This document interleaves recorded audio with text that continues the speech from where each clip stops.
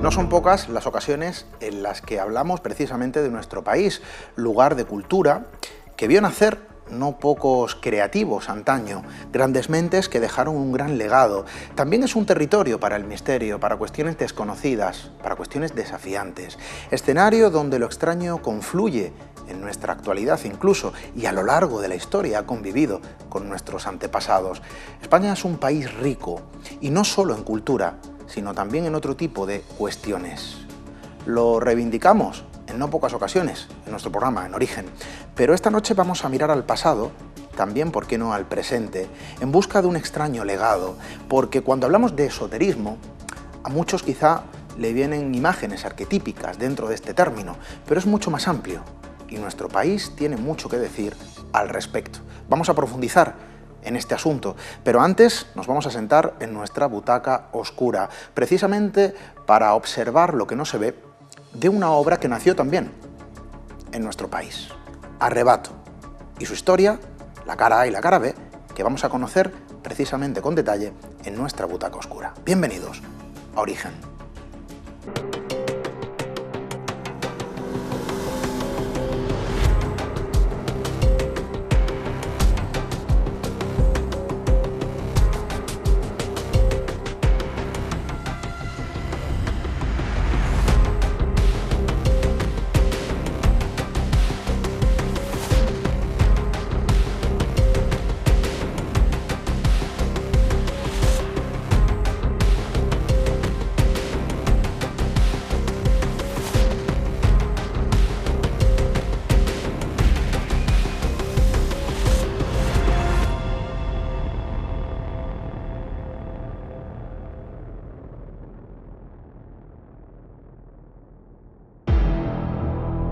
Año 1979, nace un largometraje en nuestro país de fantasía, de terror, pero también roza la realidad, quizá la realidad del momento donde las drogas y otro tipo de cuestiones azotaban la propia sociedad, casi como si fuese la reivindicación de lo que se ve de forma pasiva, de lo que se sufre en una sociedad y de lo que se muestra alrededor de otro tipo de monstruos. Esto es lo que se concentra en el largometraje que Iván Zulueta quiso exponer en la gran pantalla y de alguna manera pasó desapercibido. Su historia, su intrahistoria y todos los elementos que componen este largometraje, Arrebato, desde luego pasó desapercibido en la época de su, vamos a decir, lanzamiento. Hubo una reedición y quizá ese fue el redescubrimiento de esta obra. Y nuestro buen amigo Johnny Bell nos presenta en su butaca oscura Arrebato, lo que se observa, lo que no se ve, lo que pasó desapercibido y lo que hay que atender en esos detalles que se muestran. Siéntense en nuestra butaca oscura.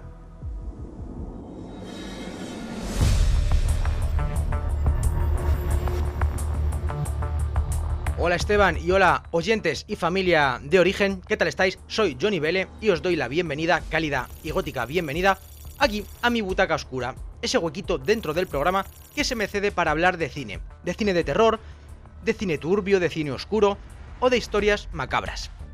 Bien, hoy en la butaca oscura de hoy, en el programa de hoy, vamos a hablar de una de las películas del cine español que yo creo que sobresale por encima del resto. Fijaos que el cine español tiene muchas joyitas y tiene muchas películas a encumbrar.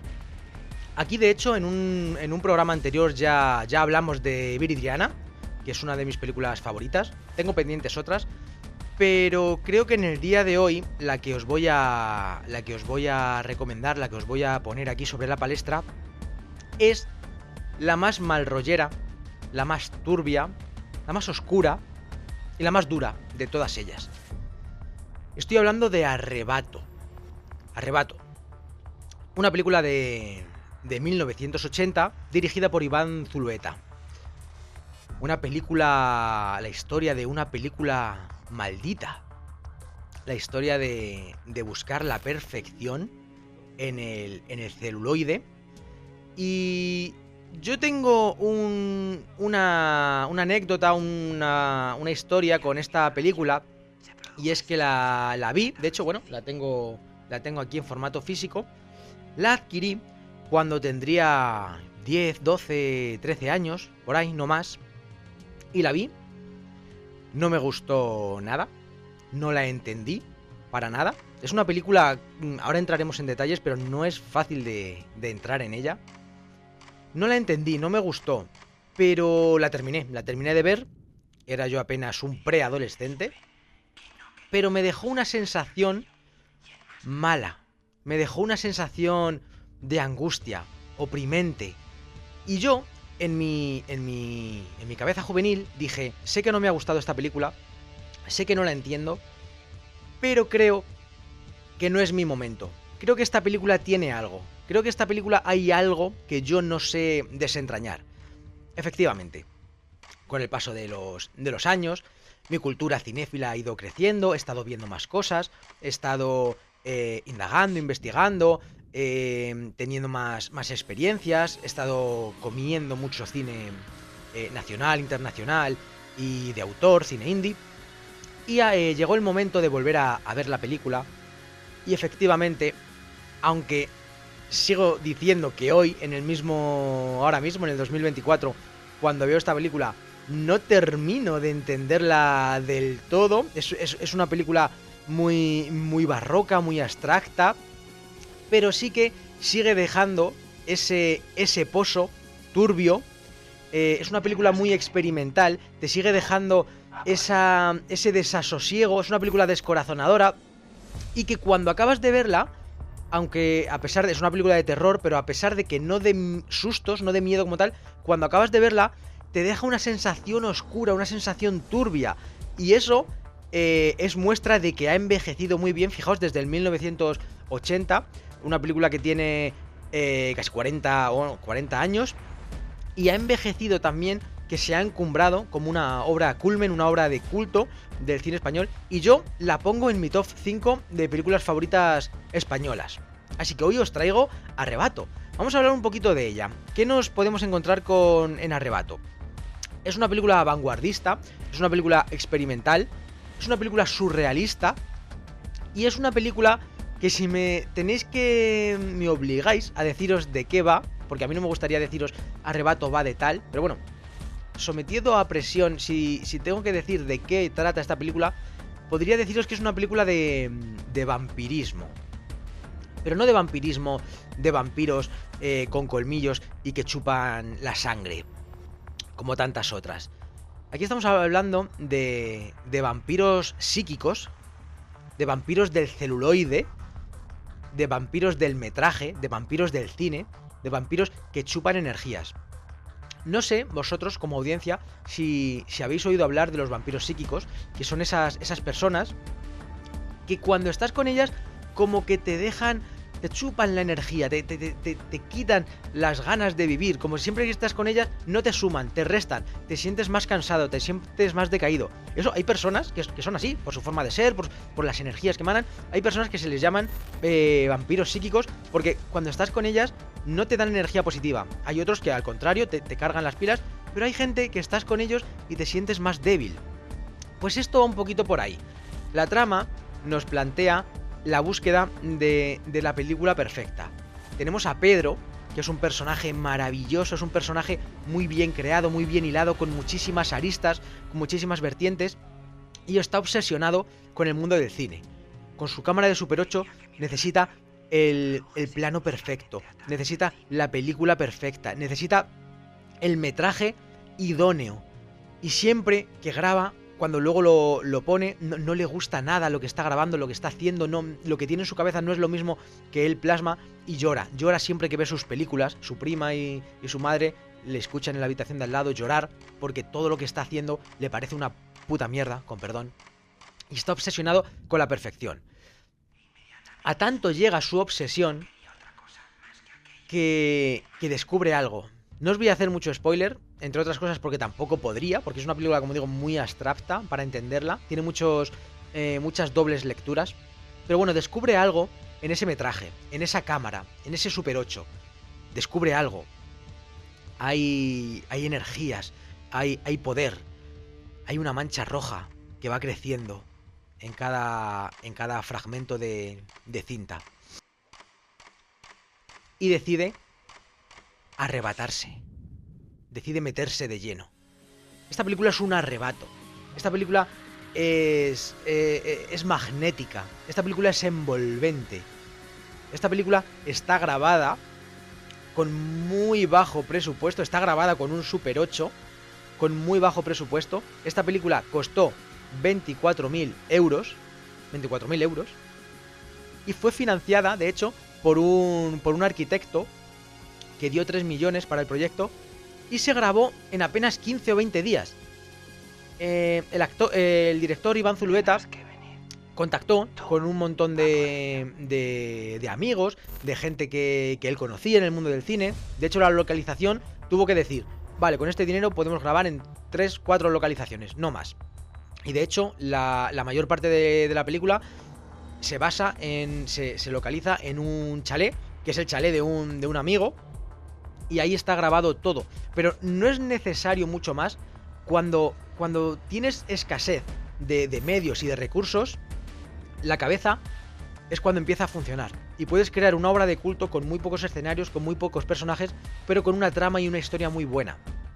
La música, de hecho, está compuesta por él, porque él tenía una banda sonora, él tenía una música que quería usar, pero los derechos valían muy caros. Entonces la compuso él. Y os tengo que decir que la música en las películas es ese gran desconocido, ¿verdad? Porque siempre pasa inadvertido, pero en este caso no.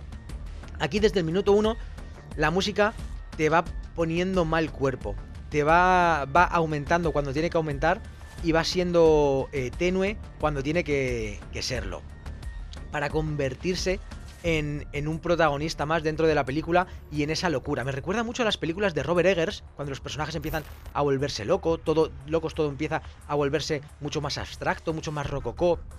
Me recuerda mucho a eso. Tanto es así que si estáis viendo esta película con alguien que está acostumbrado a un terror comercial, a una película muy fácil, muy asequible, va a miraros así de reojo y va a decir: yo no quiero entrar aquí, no sé lo que estoy viendo, pero no me gusta. Y es que es una película difícil de mirar. Tenéis que hacer un esfuerzo y un salto por entrar en ella. Por eso me gusta tanto, por eso me parece que es una película tan recomendable. Porque tienes que entrar en ella y tienes que querer ser una parte de esta película. No podría haberse dado a cabo esta película sin las drogas. Esta película, como os he dicho antes, son vampiros del celuloide, y también nos trata del tema de las drogas. Los vampiros que nos proponen aquí también consumen mucho, entonces quizás sean vampiros drogadictos. Pero no solamente dentro del metraje, no solamente en la ficción, sino en la realidad. El propio director, Iván Zulueta, dijo que había mucha heroína en el rodaje. Dijo hasta tal punto que la heroína era como su aspirina en el día a día. Iván Zulueta se metió tanto en su mundo, en su ficción, que muchas de las cosas que se ven en pantalla él las extrapolaba a su vida real. De hecho, yo creo que mucho del argumento de esta película ha salido directamente de su cabeza. Hay un documental muy bueno que le hicieron al director, a Iván Zulueta, porque en la película hay una escena en la que Pedro y el otro protagonista les están enseñando un álbum de cromos completo, ¿verdad? Y les están explicando las virtudes de completar un álbum, por qué es bueno para la vida, para tener todo cuadriculado, para que todo se vea con concordancia, que todo el círculo se cierre. Están contando ahí su historia en un álbum de cromos, se están arrebatando. Bien, pues como decía, había una entrevista a Iván Zulueta, hecho muchos años después, 15 o 20 años después de que se estrenara la película, y el propio Iván Zulueta mostró al entrevistador un álbum de cromos que tenía y empezó a hablar exactamente igual que el protagonista, que Pedro, que el protagonista de su película. Empezó a contar su álbum de cromos de Bambi, cómo consiguió estos cromos, que se tira horas mirando las imágenes, lo que para él representa el coleccionismo, el completismo, el tener las cosas muy bien miradas, muy bien estudiadas. Entonces, creo que esta película es una extrapolación a sus paranoias o a sus pesadillas personales. Y como digo, mucha droga, tanto dentro de la película como fuera de ella. Hay imágenes muy duras en las que se ven pinchándose heroína los protagonistas. Y es lo que había en la época de los 80, es la droga dura que existía. Como curiosidad, os diré que Pedro Almodóvar se llevaba muy bien con Iván Zulueta, y decían las malas lenguas que pasaba mucho tiempo por el chalet de donde se estaba rodando la película. Él siempre lo ha negado, pero bueno, o decía que iba de vez en cuando a visitar y tal, pero se decía que Pedro Almodóvar pasaba largos jornadas allí en el chalet junto con su amigo en el rodaje. De hecho, Pedro Almodóvar tiene un cameo a modo de voz, de doblaje de voz, y está doblando a Elena Fernán Gómez, la hija de Fernando Fernán Gómez, jovencísima, que sale en esta película haciendo un papel como de... no se sabe si es un hombre, es una mujer, es un drag, es andrógino, es esa ambigüedad sexual, esa libertad sexual, que también está muy presente en esta película, pues sale en ese personaje de Elena Fernán Gómez, y como ella no se rodó a sí misma, Pedro Almodóvar fingió, hizo muchos agudos y la dobló a ella. Y es que ese es otro tema, el tema del doblaje, que como Iván Zulueta no pagaba mucho, pasó mucho tiempo, la película tuvo muchos problemas por salir, después del rodaje había muchos actores que luego decidieron no volver a ponerse en este proyecto para doblarse. Así que las voces las tuvieron que cambiar y que poner de otros protagonistas. Y en definitiva, si vais a ver esta película, sabed que es una oda, un amor al cine, pero también a la cultura underground de los 80, de Madrid sobre todo. Y es una película que os va a dejar con muy mal sabor de boca. Quizá no entréis en ella al principio, quizá no os guste, quizá no la entendáis, pero cuando acabe, cuando los créditos finales salgan, os habrá dejado un pozo imborrable. Y yo, para mí, la considero un indispensable, una película muy valiente, que tuvo muchos problemas para estrenarse. Bueno, la tengo aquí, no os la he mostrado, Arrebato.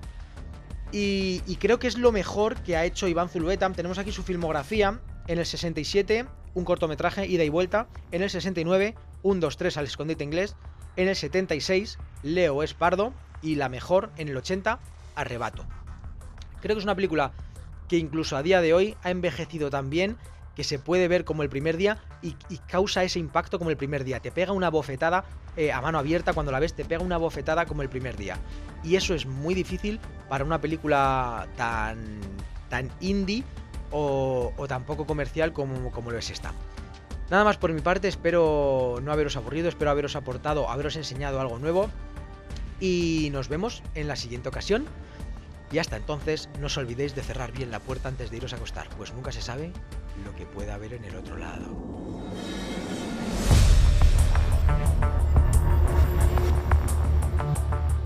Y esta noche vamos a hablar de esoterismo, sí, pero lo vamos a hacer desde un punto de vista alejado de lo comúnmente conocido, al menos de lo comúnmente proyectado en el imaginario colectivo. Y es que cuando hablamos de esoterismo, para muchos les vendrá la imagen arquetípica del tarot, de la bola de cristal, de otro tipo de cuestiones que desde luego poco o nada tienen que ver con la, vamos a decir, existencia real de este término y todo lo que significa en su máximo apogeo, si se puede decir así, en otros tiempos. Pero, ¿qué podemos decir del tiempo contemporáneo? ¿Qué podemos decir de la historia del esoterismo? ¿Qué elementos abarca y cuáles son los componentes que circundan este término? ¿Y qué tiene que decir nuestro país al respecto? Queremos sumergirnos precisamente en la historia del esoterismo en España. Y es que nuestro país, lugar, lo hemos dicho al principio, amplio escenario donde la cultura florece prácticamente en cualquiera de sus rincones, hay otro tipo de elementos extraños que también confluyen y conviven con nuestra sociedad. Es prácticamente lo que viene a describir un trabajo que esta noche nos acompaña en el plató de Origen. Lo tenemos aquí, Historia del esoterismo en España, de la editorial Almuzara, y desde luego queríamos hablar con su autor. Como están viendo en pantalla, este trabajo es enorme y desde luego hay mucha información, muchos datos. Vamos a tratar de condensarlo en el tiempo que nos permite este programa y desde luego tratar de comprender, ¿por qué no?, las claves alrededor de ese término y de su propia historia. Historia de convivencia en nuestra sociedad, donde hay elementos que se escapan ante la mirada del gran público, si se puede denominar de este modo. Para hablar de esto, hoy nos acompaña, como hemos dicho, el autor de este trabajo, David Suárez. Hablamos que es un investigador, escritor, gestor cultural, alguien que se ha querido sumergir directamente en este entramado de cuestiones donde las informaciones, os puedo asegurar, son densas y muy profundas. Vamos a dar paso a nuestro buen amigo David, compañero. Buenas noches, bienvenido. Muy buenas noches, Esteban. Historia del esoterismo en España. Claro, cuando hablamos de esoterismo siempre pueden venirnos a la mente la imagen arquetípica de determinados elementos que componen o que se han asociado de forma directa a ese término, pero hablamos de una cuestión mucho más profunda, hablamos de una cuestión mucho más amplia, mucho más cercana incluso a nuestra propia sociedad, pese a que haya elementos que se escapan, ¿no?, a la visión de lo común, a lo fácilmente perceptible. Hay un entramado alrededor de ese término que desde luego confluye de forma muy estrecha a nivel de vínculo con nuestra propia sociedad y con nuestra propia historia, David. Sí, bueno, lo primero quizás, como tú bien dices, es aclarar qué es eso de esoterismo, ¿no? Y se utiliza con demasiada frecuencia cuando algo es secreto, cuando la deliberación de un consejo de ministros no es conocida, pues es esotérica, ¿no? Sin embargo, yendo a la Academia Española, esotérico es aquello que por su propia naturaleza no es transmisible. Pongamos, por ejemplo, el secreto de la Coca-Cola. No sé si está bien decir aquí una marca comercial. Eso no es esotérico, eso es secreto, ¿vale? Secreto profesional en este caso, ¿no? Pero cuando hablamos, por ejemplo, de la experiencia que puede significar, pues no sé, cualquier experiencia humana profunda, subir a una montaña, eso es intransmisible. Solo el que lo ha hecho también, las dos personas que hayan hecho eso pueden compartir esa experiencia. De resto, tú puedes decir lo que sentiste, lo que no sentiste, pero transmitirla en sí misma es imposible. Entonces lo esotérico hace referencia a ciertas enseñanzas en la antigüedad con mayúscula, el mundo grecolatino, en la que ciertos maestros daban una enseñanza a los discípulos, hablamos de Platón, Pitágoras, etcétera, a través de los cuales daban los medios para obtener esa experiencia. Y también de cultos mistéricos en ese mundo, cultos mistéricos muy conocidos como los de Eleusis, bueno, en todo el Mediterráneo oriental existieron. Y bueno, lo que yo intento en el libro es explicar la historia de lo esotérico, la presencia de lo esotérico en este país, desde cuando podemos rastrearlo en la historia hasta nuestros días.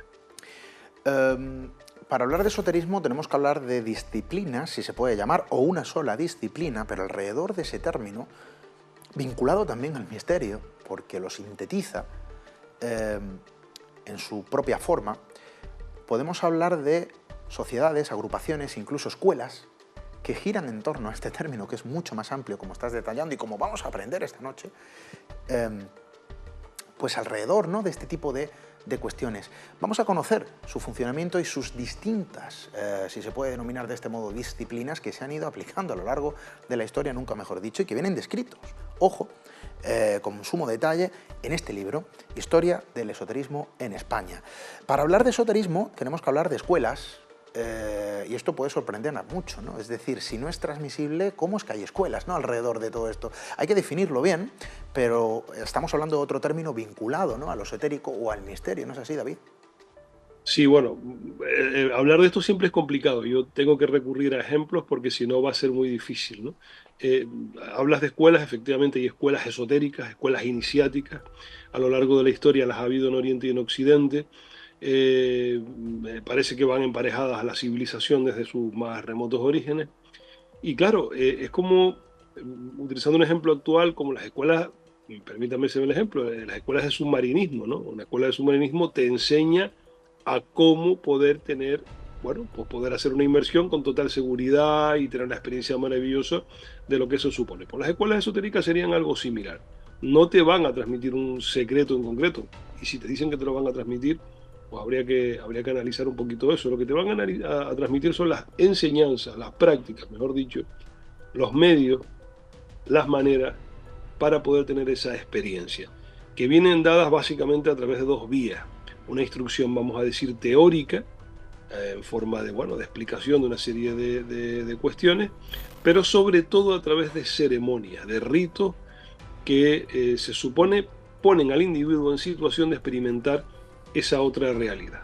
Esa básicamente sería el objetivo de esas escuelas que dosifican o gradúan en niveles de profundidad ese aprendizaje hacia el esoterismo. Y el esoterismo, al fin y al cabo, no es sino una experiencia de uno mismo, ¿no? De un camino, se supone, por lo menos eso es lo que es en teoría, un acceso hacia el interior del individuo, ¿no?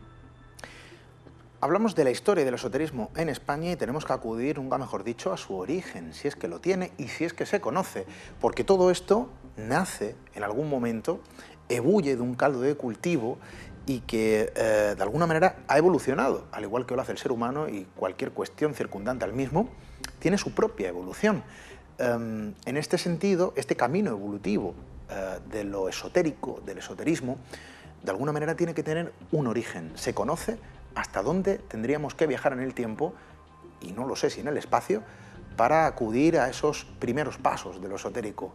David. Mira, es complicadísimo. Como decía ya antes, yo soy partidario de que, y bueno, y muchos investigadores, ¿no? De que eso está hasta la noche de los tiempos. Si nos vamos a las cuevas, por ejemplo, prehistóricas, todo apunta, hablo en todo el mundo, no solo en España, de que ahí se hacían algún tipo de rito religioso, pero no queda claro qué es lo que se hacía, evidentemente, porque no hay ninguna documentación. Hablamos de 40.000 años atrás, 50.000 años atrás, 30.000 años atrás. Pero si, por ejemplo, nos vamos a culturas más recientes que siguen haciendo ceremonias similares, por ejemplo, Australia, el europeo, los australianos llevaban separados del resto del mundo pues 80.000 años o 40.000 años. Cuando llegan los británicos se encuentran una población que llevaba haciendo prácticamente lo mismo, pues por lo menos eso, 20.000 años, ¿no? Y hacían una serie de ritos en cuevas que si no fuera porque ellos pudieron captarlas en vivo, nunca hubiésemos sabido qué es lo que hacían. Y en el fondo, en el sustrato básico, es los mismos ritos, o los mismos objetivos, si no los mismos ritos, los mismos objetivos que otras asociaciones más evolucionadas, entre comillas, que a lo largo del tiempo han surgido, ¿no? Por ejemplo, la masonería. De hecho, muchos de los británicos que llegan a Australia y se encuentran con todo ese mundo de los aborígenes, todos esos ritos encuentran paralelismos muy rápido con lo que ellos hacían en sus logias masónicas. Y no había ninguna conexión en el tiempo, ni en el espacio, por lo menos, y además el tiempo lo ha corroborado que no la había, con lo cual vamos a esos ritos iniciáticos, esos ritos de paso que la antropología ha estudiado muy bien y que, como decía, tienen una doble finalidad. Una, por un lado, permitir al individuo madurar ante su comunidad, pero por otro lado, ponerlo en situación de ir descubriéndose a sí mismo, ir profundizando. Y bueno, la noche de los tiempos sería la testigo del origen de lo esotérico, ¿no? En su sustrato más básico. Pero si nos vamos ya a época con documentación, con datos, tendríamos que irnos a Mesopotamia, Egipto, esas culturas donde se supone que se hacía todo esto, pero sobre todo, como ya decía antes, en Grecia y Roma, hablamos de Occidente por lo menos, es donde ya tenemos documentación clara de que habían cultos concretos. Ya no hablamos de cultos religiosos, sino cultos concretos que tenían como finalidad permitir al individuo ese acceso a lo esotérico o a la experiencia interna, ¿no? Podríamos llamarlo de otra manera también. Es tremendo lo que comentas, David, porque hay una conexión, pese a la distancia territorial, de la propia geografía de nuestro mundo. Decías que esa conexión de lo humano, de la gran mente colectiva, si existiese, no lo sé, de alguna manera se vio reflejada, ¿no? Cuando pues, esos masones viajaron a determinados territorios y vieron comportamientos, actitudes o rituales similares a los propios iniciáticos, ¿no? Pues de esas cuestiones que ellos procesan y procesaban.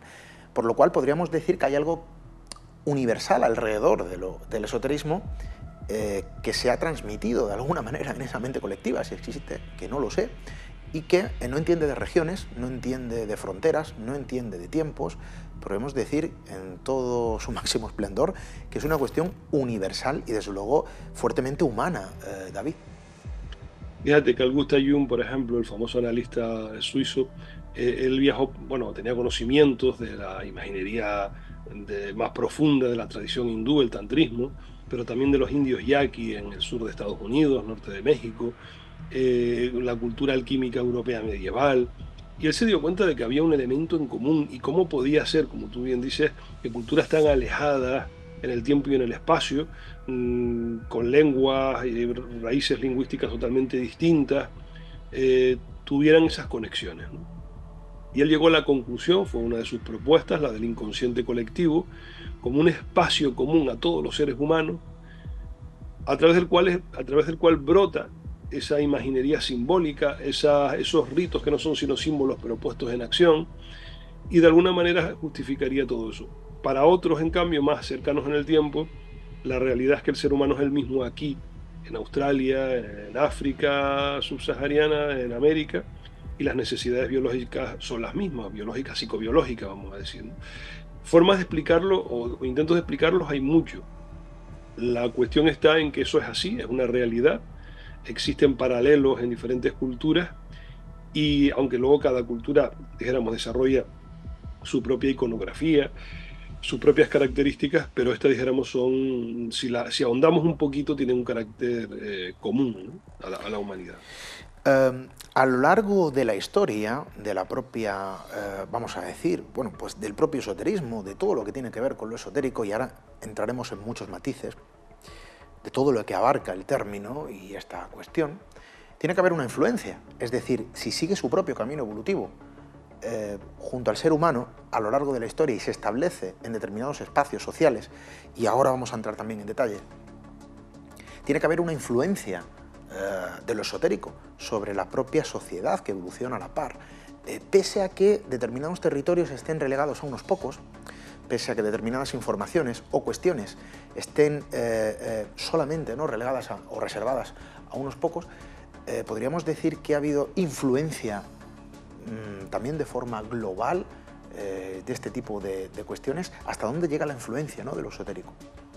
Es difícil de responder a eso porque no hay una investigación profunda, seria. Actualmente en el mundo el estudio del esoterismo se restringe a 3 o 4 universidades en el mundo. Básicamente Holanda y Francia son los países que más abanderan esto. Pero hay quien opina, apoyándose en algunas cuestiones, de que lo que se convierte en algo común en la humanidad primero pasa, dijéramos, por el tamiz de ese tipo de grupos esotéricos. Por ejemplo, este tipo de grupos, desde la antigüedad, muchos de ellos tenían un sistema de funcionamiento, vamos a llamarlo, democrático. Elegían a sus dirigentes, eran pequeños grupos, eran grupos pequeños, elegían la persona que los iba a dirigir. Vamos, tenían un sistema, una especie de, vamos a llamarlo, un funcionamiento democrático, de voto directo. De alguna manera se elegía a las personas que dirigían. Claro, estamos hablando que la democracia nace en Grecia hace 2000 y pico de años, ¿no? Entonces se plantea que primero se siembra en la mente de este tipo de individuos para que luego se termine de germinar en el resto de la humanidad cuando llega a un punto de maduración. Y con eso otras muchas, tantas cosas, ¿no? No sabemos si eso es cierto o no. Si esa influencia se produce, volvemos a lo mismo, la idea del inconsciente colectivo de Jung, ¿no?, de plantar de alguna manera esas ideas para que en el imaginario popular se conviertan en normales. Pero sí es cierto que muchos de esos grupos fueron se prepararon mucho antes de tiempo a cosas que son muy normales.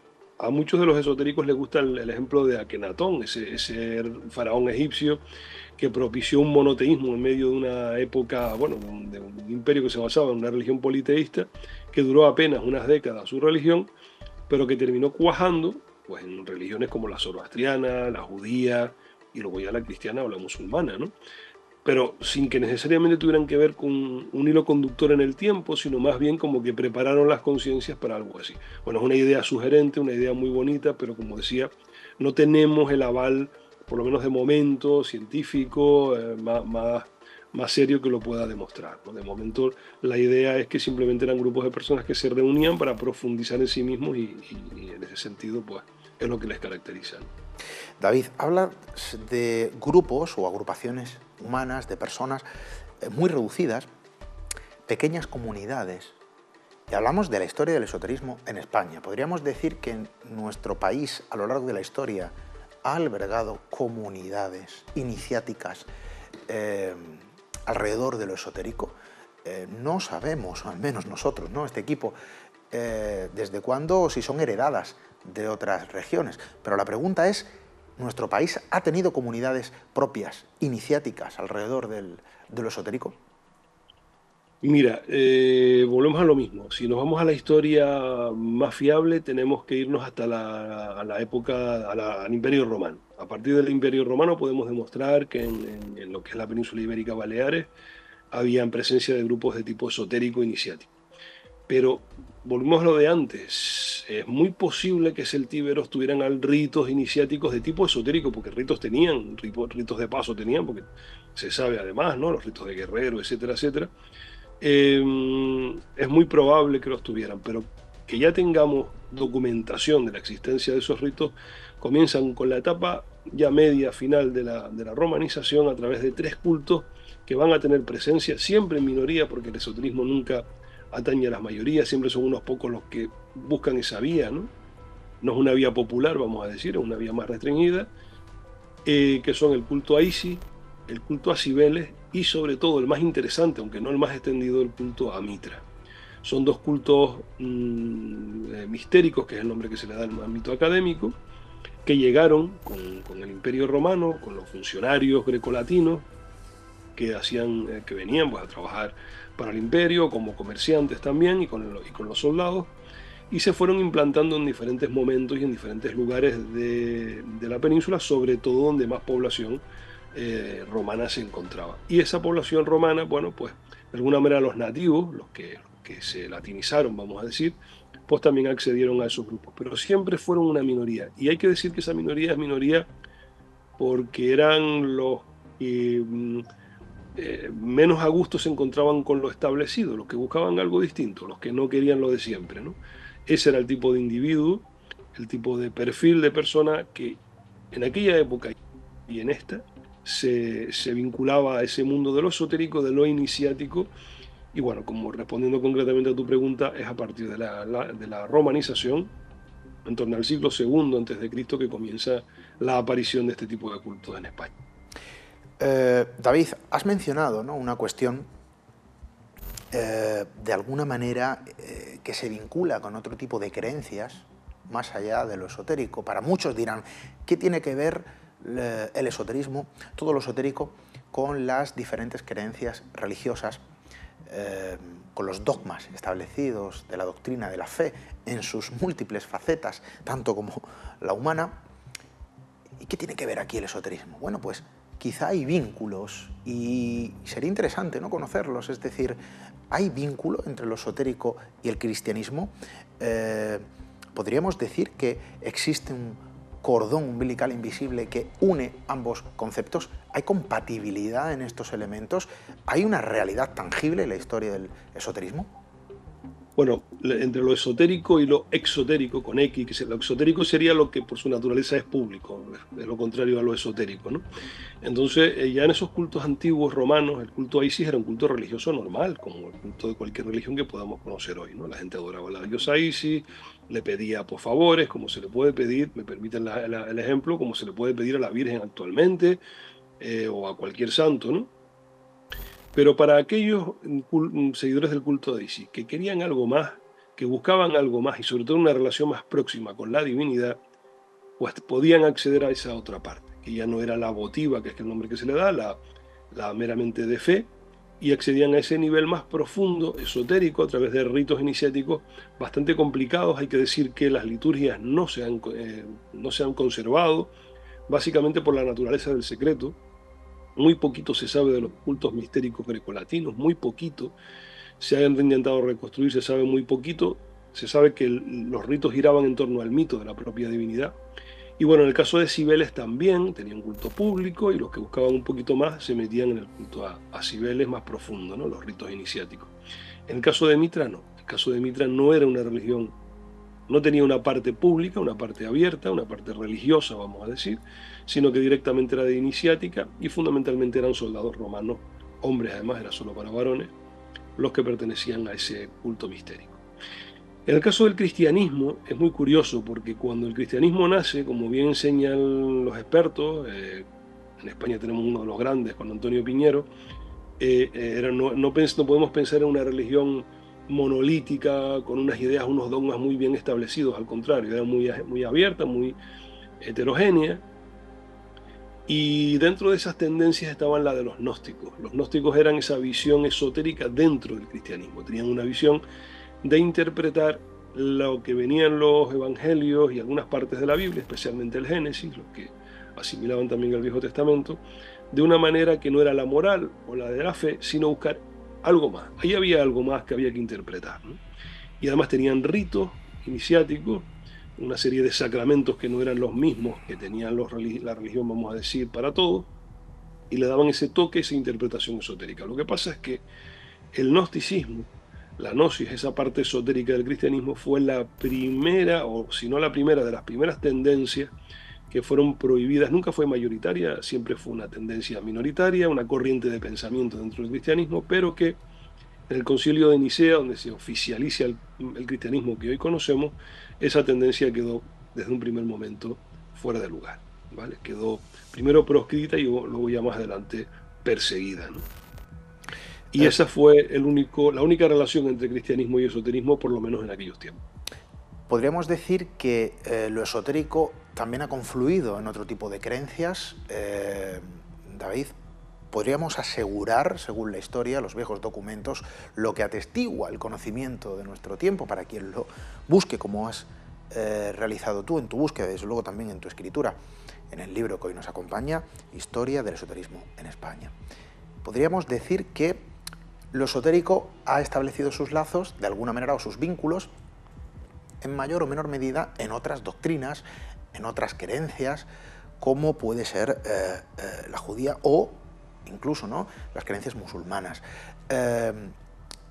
¿Hay estratos o sustratos que puedan definir, cuando uno busca, ¿no?, ese vínculo de forma clara y fehaciente, pues de esa compatibilidad, si se puede decir, ¿no?, esa proximidad entre la fe, sea cual sea, ¿no?, de la índole y su procedencia, y lo esotérico como fenómeno universal? Es que en ese sentido el cristianismo es una excepción, quiero decir, yo creo que si no es la única, es de las pocas religiones que no tiene su parte esotérica. Tiene una parte profunda, una parte más de rigorismo, que puede ser, por ejemplo, la vida de los monjes, la vida monacal, pero no es una parte esotérica, no es una parte de ese nivel de profundidad.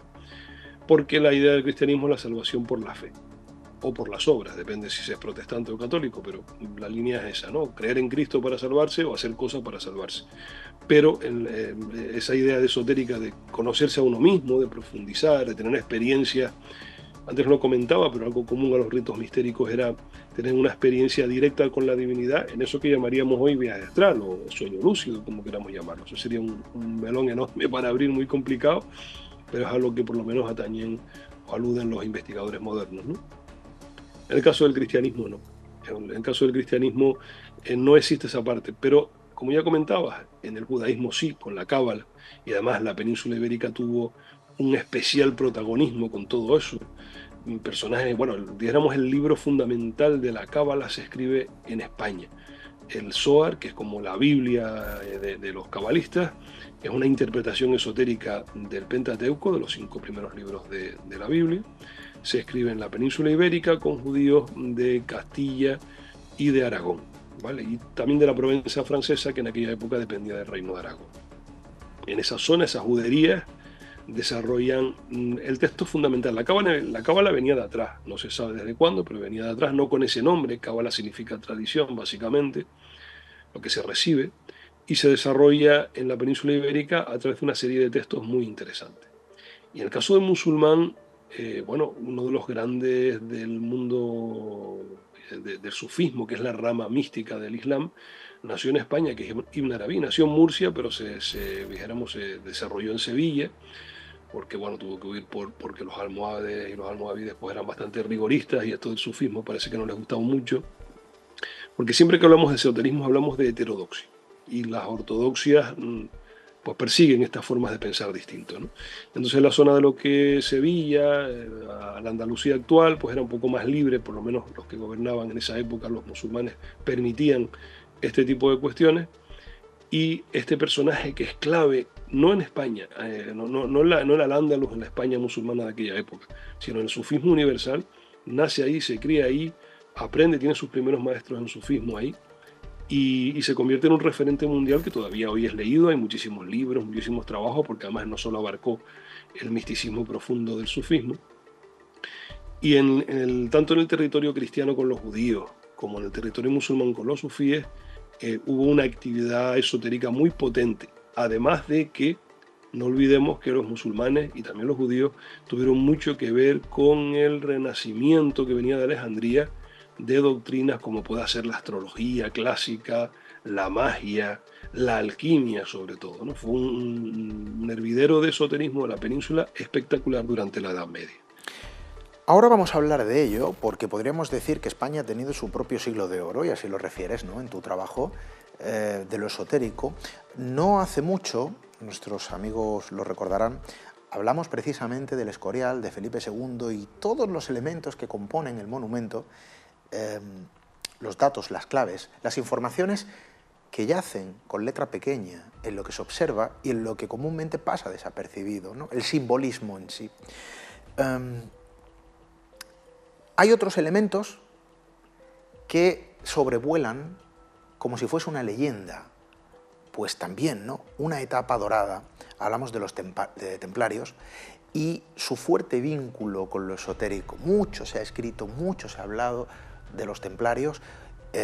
Podríamos aludir también a los cátaros en nuestro país. De alguna manera hablamos de grupos, si se puede denominar de este modo, fuertemente vinculados a lo esotérico, de lo que pueden atestiguarse bajo todo lo que se ha escrito, ¿no?, alrededor de estos elementos.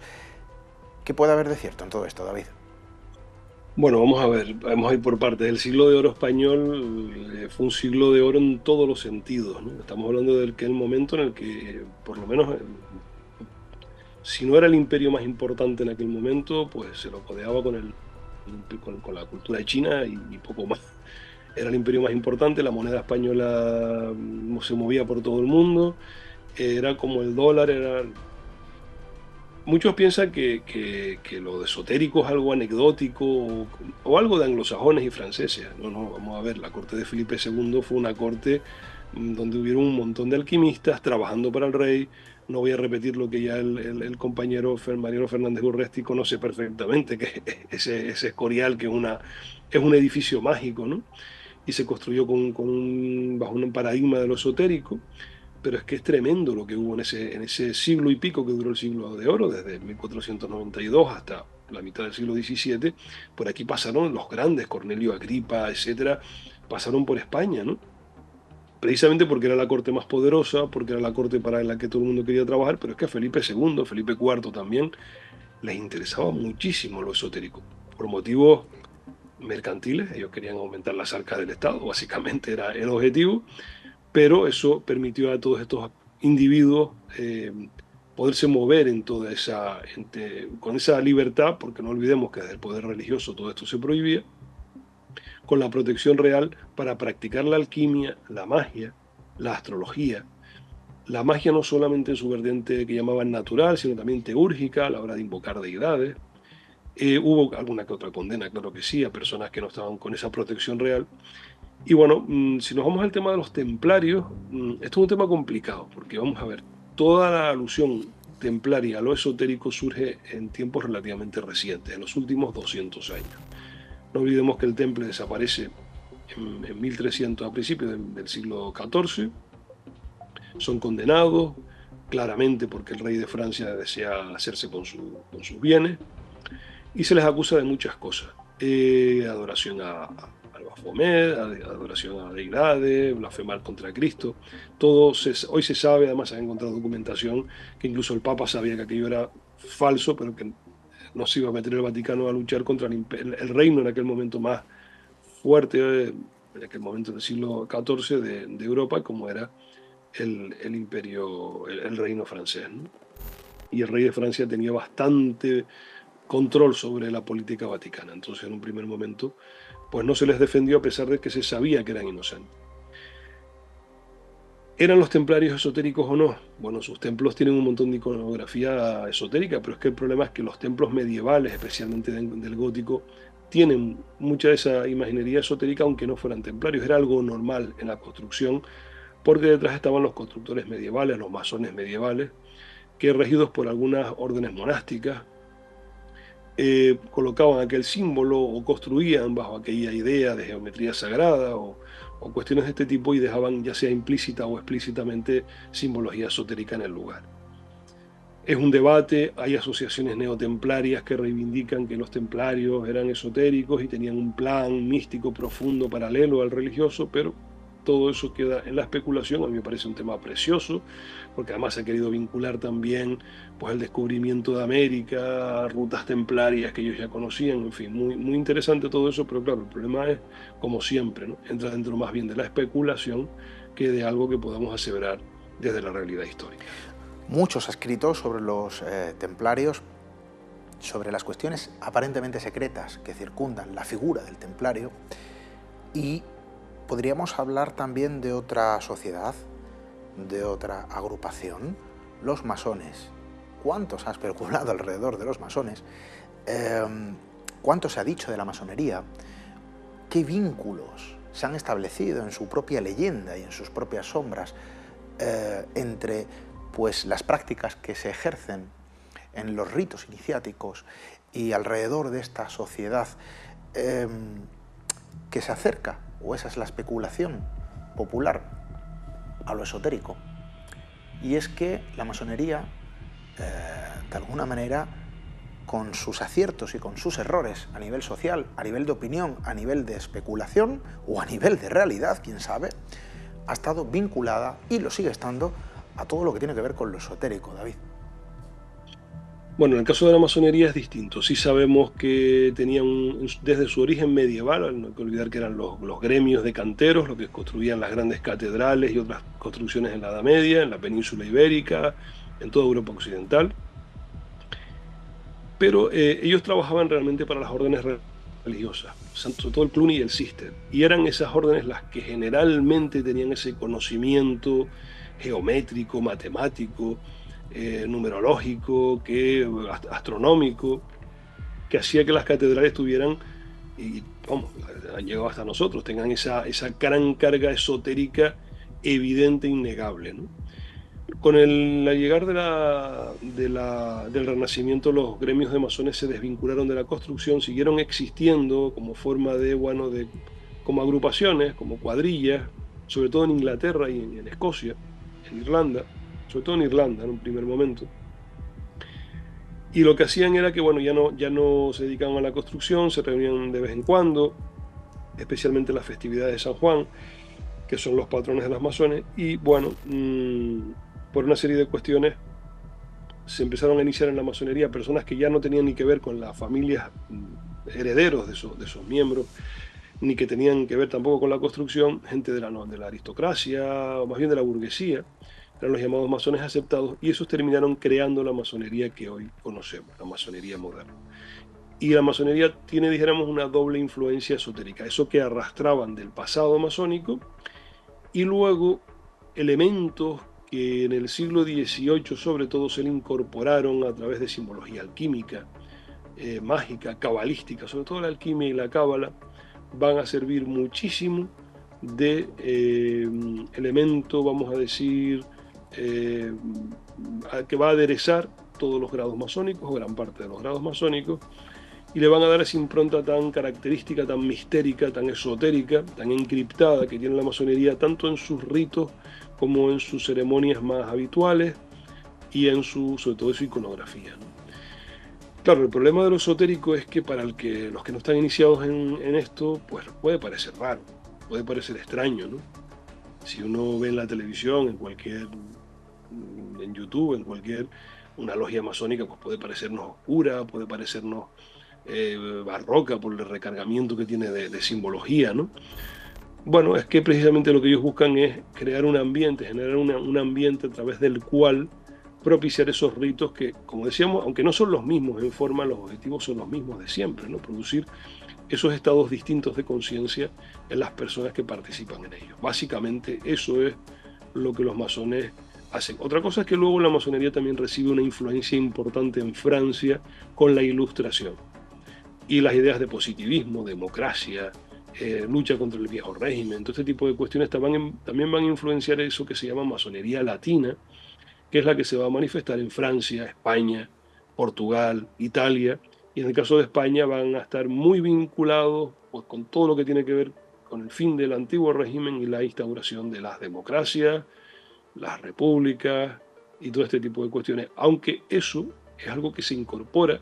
Yo siempre digo que la masonería en ese sentido es como, pues, como una empanadilla, la puedes rellenar con contenidos, en este caso con contenidos de políticos, sociales, aunque no era la motivación original que pudieron tener. Cuando hablamos de sociedades o sociedades esotéricas, desde luego son muchos los nombres que pueden sobrevolar el imaginario colectivo, pero en tu trabajo hablas de una muy concreta, la sociedad teosófica, y desde luego queremos conocer en qué consiste, qué es, porque esto es menos conocido que la sociedad masónica y sin embargo puede tener un calado, quizá, no lo sé, estrecho y vinculado, ¿no?, con todo lo que tiene que ver con lo esotérico, David. Mira, la Sociedad Teosófica es un movimiento que surge en 1875 en Nueva York, es fundado por 3 personas, un juez estadounidense de origen irlandés, Youth, un antiguo militar que luchó en el bando de Lincoln en la Guerra Civil Americana, y Madame Blavatsky, que es la más conocida de todos ellos, que es la que realmente es la impulsora de todo aquello. Lo llaman Sociedad Teosófica, aunque barajan otros nombres, y sus intereses son muy claros, y es aunar doctrinas, buscar los puntos en conexión entre lo oriental y lo occidental en cuanto a mitologías, doctrinas esotéricas y este tipo de cuestiones, ¿no? Doctrinas esotéricas y religiosas, mitologías, folclore. Y bueno, la verdad que en un primer momento no tienen mucho éxito, pero en cuanto empiezan a publicar sus libros, sobre todo la doctrina secreta, el éxito es tremendo. Y en el caso de España en particular, la teosofía va a devolver un interés en toda España, ahí donde la teosofía se implantó, en las personas que influenció en comprender por qué de su folclore, por qué de las fiestas, por ejemplo. Muchos teósofos se empezaron a preguntar si en la fiesta de los toros, ¿no? en las corridas de toros, había algún simbolismo más allá del meramente festivo, ¿no? Si aquello tendría que ver algo con Mitra, con Cibeles, porque mataban un toro, si el torero por vestirse con traje de luto simbolizaba algo, ¿no? Y empezaron a mirar en la mitología, pero también en las fiestas populares de otro tipo, en las leyendas. Eso que se hace hoy y que tú haces en tu programa, como es recoger antiguas leyendas de todo el país, leyendas locales, el significado, bueno, pues eso empezaron a preocuparse de ello en España desde finales del siglo XIX.